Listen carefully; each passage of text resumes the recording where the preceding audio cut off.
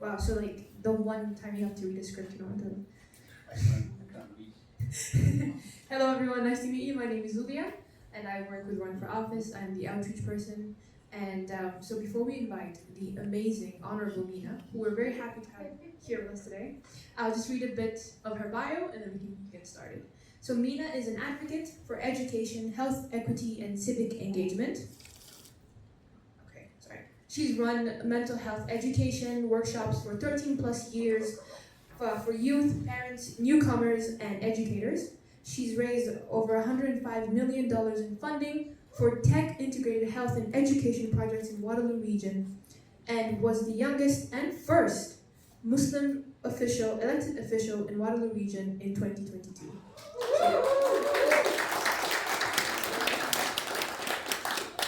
See why I say the amazing and honorable? She's received numerous local and national awards. Her work has been recognized in Canada's House of Commons, and in 2024, she was named one of Canada's 100 most powerful women.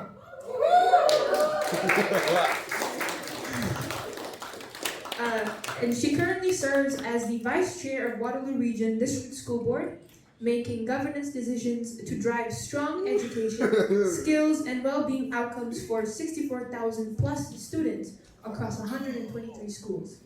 So welcome to the stage, the one and only, Ms. Meena.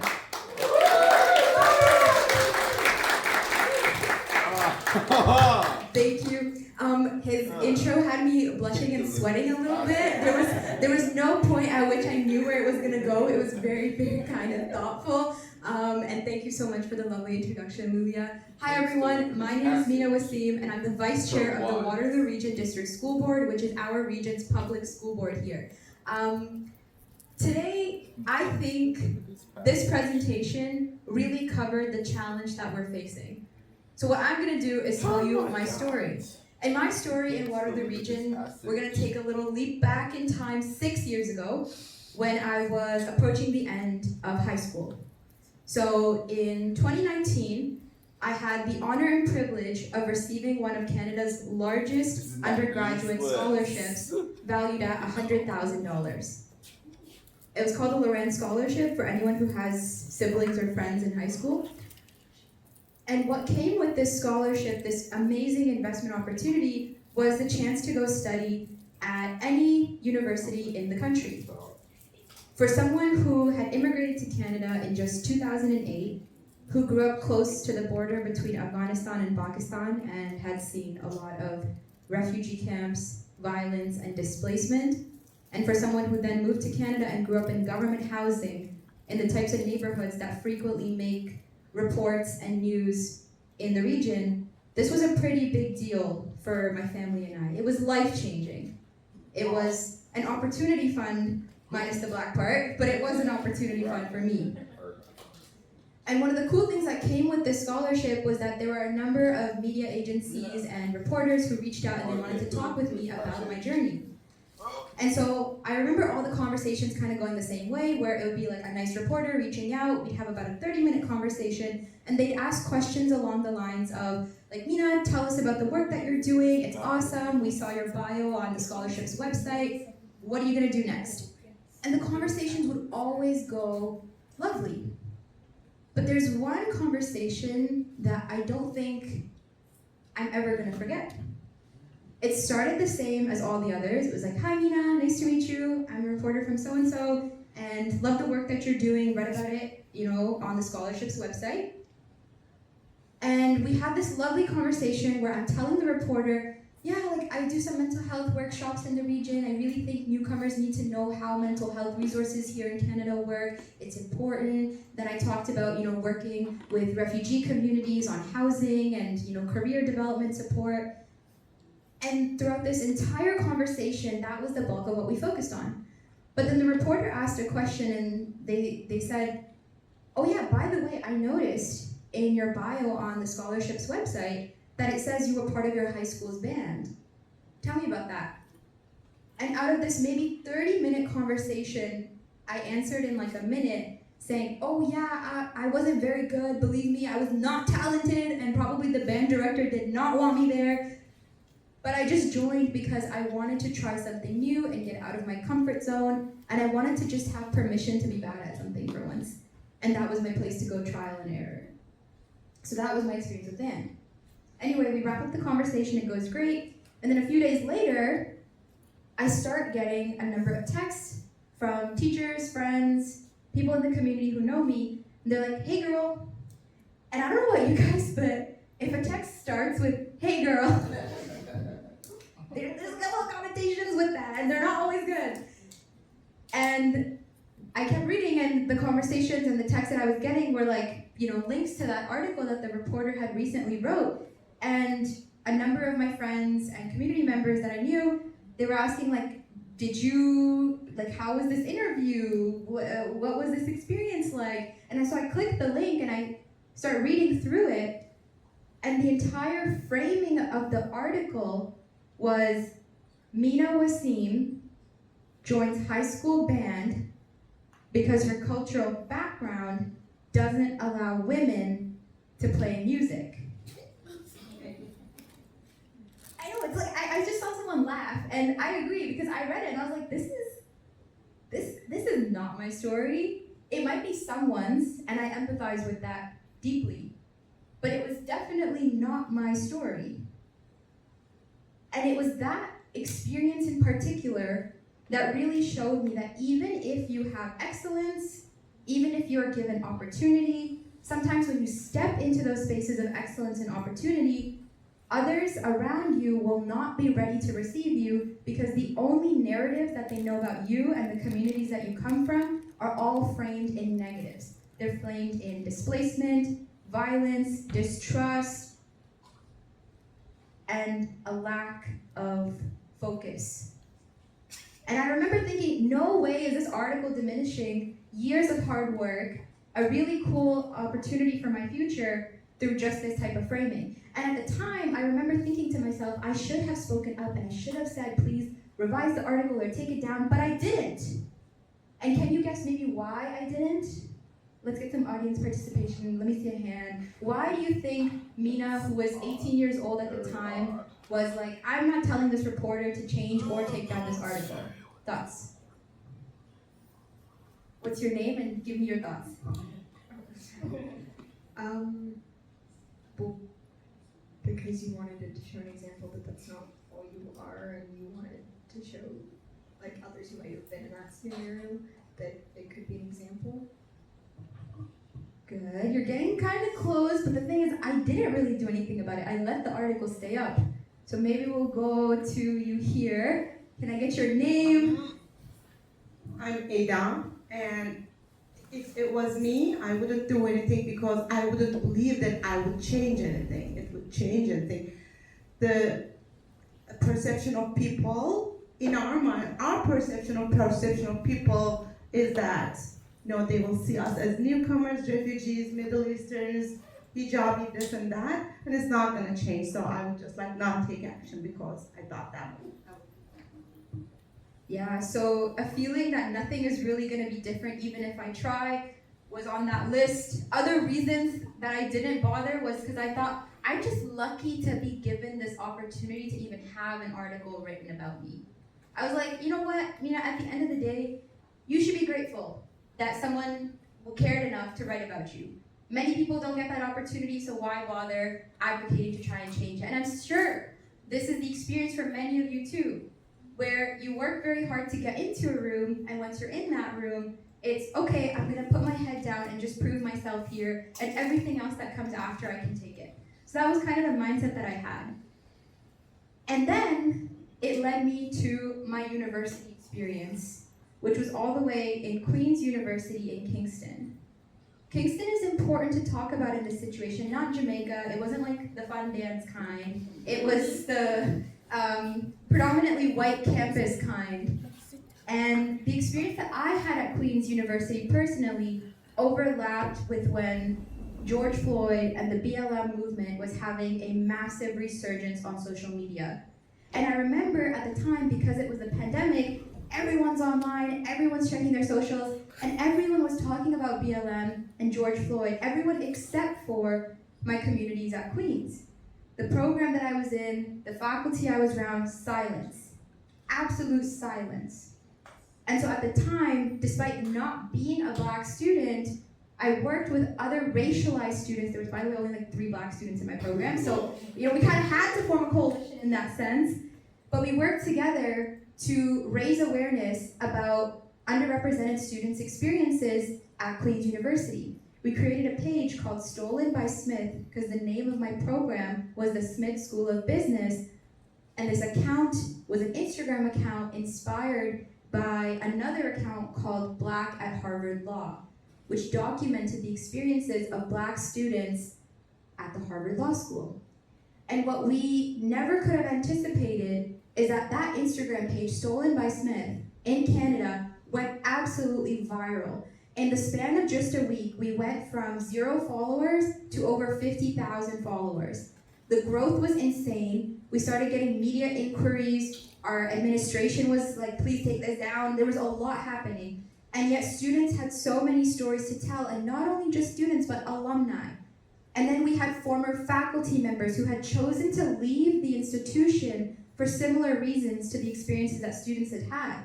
And what that experience showed me was the importance of A, talking about the highs but also the lows, and why those lows even happened in the first place. But B, it also showed me that if you don't talk about those experiences, nothing is going to change. Nothing changes when there is silence. And it was that collective voice that gave opportunity for us to drive changes that have now led to administrative, funding, faculty, scholarship, and even housing supports for students who historically never got those opportunities. The program that I came into, purely because I was there on scholarship, was a program that was not the same as I entered by the time that I left. And it was purely because I was given the chance through funding, through mentorship, through guidance, and a community that believed in the things I had to say, that change was able to come about.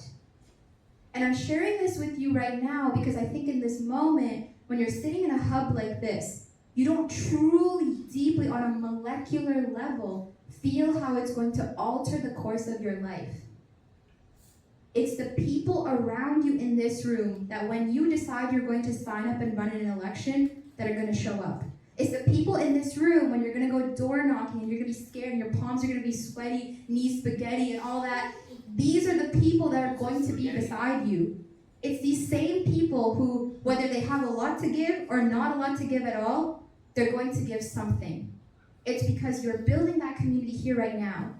And that investment is not something to take lightly because it can alter not just your life, but the lives of so many others.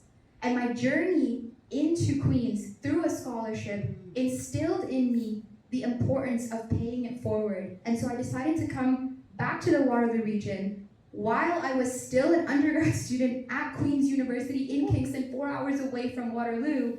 And I decided I'm going to run in an election here specifically for school board trustee because I saw who was running and they didn't represent the voices of people like me in the community. The division, the disagreements, the constant focus on negativity, the lack of emphasis on student well-being and outcomes was not the kind of community I wanted to grow up in. And so what did I do? Every 2 weeks, I would commute back and forth between Kingston, 4 hours all the way back to Kitchener, campaign here, and I'd do the same thing, 2-week routine. I'd be taking my classes, and I'd be begging my professors for accommodation, extension, whatever I could ask for support with, I took it. And I would always explain to them, hey, I know this is a lot to ask, but I'm doing this thing and I really believe in it. And you know what? Most people, when you're shooting for the moon, they're going to want to support you because they're going to want to be on that rocket ship. And so I was very fortunate to have that support. And that's what made it possible for me to even run in my campaign. But the campaign journey itself was a whole other beast. There were points in my campaign journey where, because of my age, at the time being 21, there were levels of patronization that I never could have saw coming. And specifically, this message is going to be to anyone in this room who considers themselves a youth, or you present yourself as someone younger than maybe someone would expect of a politician or an election candidate. I would often go to candidate debates, and I remember one time a current politician came up to me and they were like, hey kid, I saw what you're doing. Great campaign you got going on. I was like, oh, thank you so much. And the follow-up that they had was, but just gonna let you know, don't worry if you don't get it this time, it's okay. Just run again. And I remember thinking to myself, I am working so hard. I know my social media presence, I know my ground game. Why are you coming up to me out of all the 17 other people here? I was running against 17 people, guys. 17 people here. You could talk to any one of them. Some of them don't even have an email listed on the campaign website, and you choose to come to me. So that's an assumption that you're making about who you think is going to be received in the region. For anyone that considers themselves a youth, do not let that perspective get to you. Other people's limitations are not yours.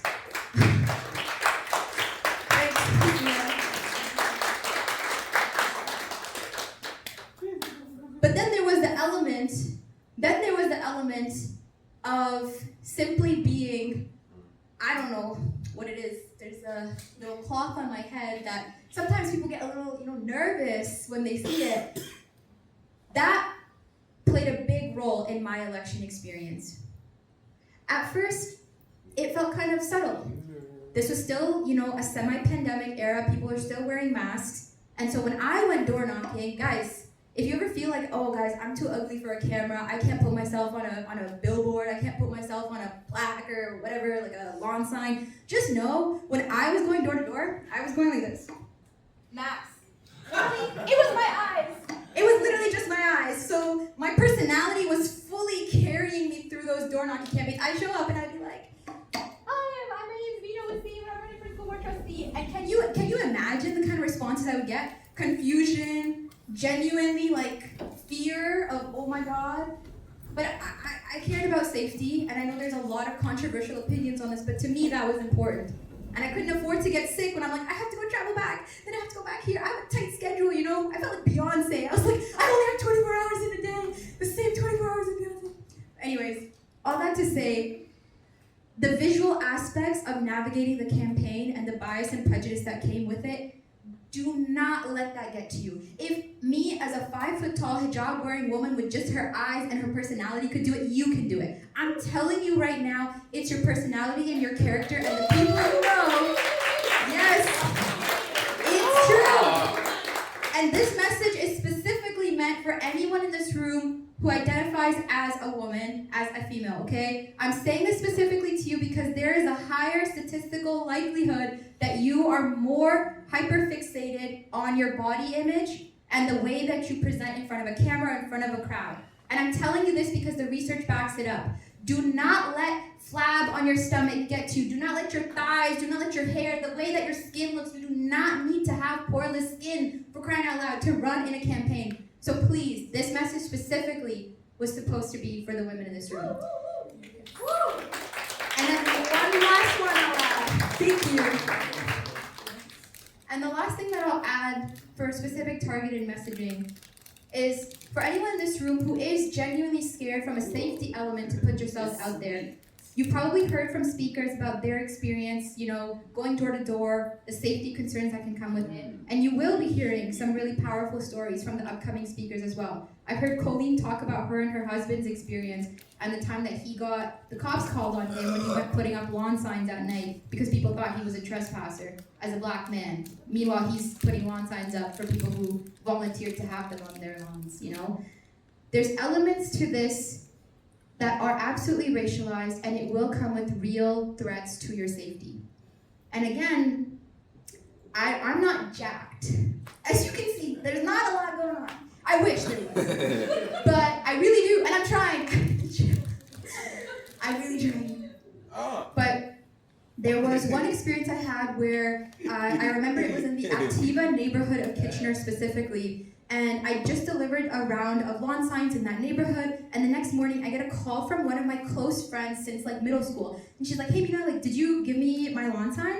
And I was like, yeah, I dropped it off just yesterday evening, did you get it? And she's like, no, I don't see it. I thought I saw it last night, but it's not here this morning. And I was like, okay, no worries, maybe it was the wind. The wind, we'll come back to the wind in a second, our op. I said, maybe it's the wind, so I'll just drop off another one. So I did that, I dropped one off. The next day, I get a call from her, and guys, guess what? the lawn sign's gone. I don't know about you, but the wind is not tornado level, and it's not that precise. So I'm like, okay. So I just drop off another one because I'm like, whatever, like booked and busy, Beyonce mode, I gotta keep moving. But then I get a call from another friend and another friend, so that's 3 people, and they all report the same thing. Girl, where's your lawn sign? It was on my lawn, it's not here anymore. And this is when I knew the wind is not the wind, it's an up. And so what did I do? Like, Scooby-Doo, I went to go investigate what was happening in the October neighborhood. I'm driving around and I find, I kid you not, a little dried out stream ditch and a bunch of my lawn signs, like 10, 20, ripped up. So someone put time into this, ripped up and thrown into the ditch. I don't always look in a mirror and think, wow, I look so good. But in this moment, I was like, wow, that was kind of, why are you being such a hater? These type of things will, well, I don't want to say will, but they can happen. And if they do, just know the only reason someone would go out of their day, in this economy especially, to go rip up lawn signs, like effort, they're exerting effort into this, it means you have something that they are actually scared of. And that means you have something to fight for. That, as soon as I saw my face ripped up in that ditch 20 times over, I was like, okay, well, I'm going back to the drawing board and this campaign's taking another level. Then we upped it on our TikTok, social media, and I started calling all my friends who I knew could read and write in different languages. And I was like, guys, we're taking this up a notch and we're running a stronger ground game in the racialized neighborhoods of the region. And so then we started to translate every single one of our election campaign documents. I'm talking like the little placards you get. We translated those into Arabic, Somali, Farsi, Dari, Urdu, Hindi, so many, Spanish, French, so many other languages. And it came to a point where so many people started to call like my number and they start with, and I'm like, oh no, not me, somebody else on my campaign team. And it just goes to show that every single time somebody tries to get in your way, it is a sign that you have something that they are actually scared of. So use that as fuel. Let that be fuel. When I was up at 4:30 in the morning and eating on my protein bar because I didn't have time to eat anything before I got going for the day, I'd be like, that hater with the ditch, they're never gonna be able to do that again. I'm gonna be untouchable. You have to have like the mindset of almost like a rapper in a way. Like rappers have fake haters low-key, but I had real ones. So I was just like, okay, blasting Gunna in the car as I'm going. Like I was like, this is gonna happen and we're gonna bring more people in. And so we also started signing up people to drive people to the polls because we were like, we have to get them out for election day. All of these examples, thank you for bearing with me with them. All of these examples are just meant to show you that there are going to be a bajillion and one reasons you tell yourself that you can't. Some of them are gonna sound very legitimate, like I don't have time, I have kids, whatever. Others are going to be rooted in something you believe other people are not gonna see worth and value for. And on a very, very personal note, I truly did believe that at one point before I signed up to run in my campaign. I was like, I don't have the physical presence to take up a room. I do present as someone who is Muslim, and there are a lot of prejudices against certain communities that look like mine. I was nervous about this, and I was also nervous about the fact that I have an invisible disability that impacts my physical capabilities to go door to door to door. So there were so many elements at play. On top of that, I was like, I'm literally a university student in a different city, and I travel back and forth. But I just want you to remember, if there is this thought in your mind that I can do this, do not ever forget the tested and true saying, where there is a will, there is a way. Repeat after me, where there's a will, there's a way. Nice. And this is something so important to remember because that initial decision to run is just half the battle. And the examples I just shared with you, that's what comes after. That's the true test. How strongly do you actually believe in the way? And how strong is your will? And the more you continue to surpass those obstacles, the more sure you become in yourself. And so I remember in October, I was writing a French midterm. Somehow French always gets me. I was writing a French midterm, and in the middle of it, my phone starts blowing up. I'm like, oh no, this is not good. And I finished the French midterm. I come out of my room, and my mom's like, Mimi, you won! Oh my god! I was like, oh my god, I can finally sleep! Thank goodness! And out of 17 candidates running, being the youngest one, first Muslim, that was my entry into politics here in the region in 2022.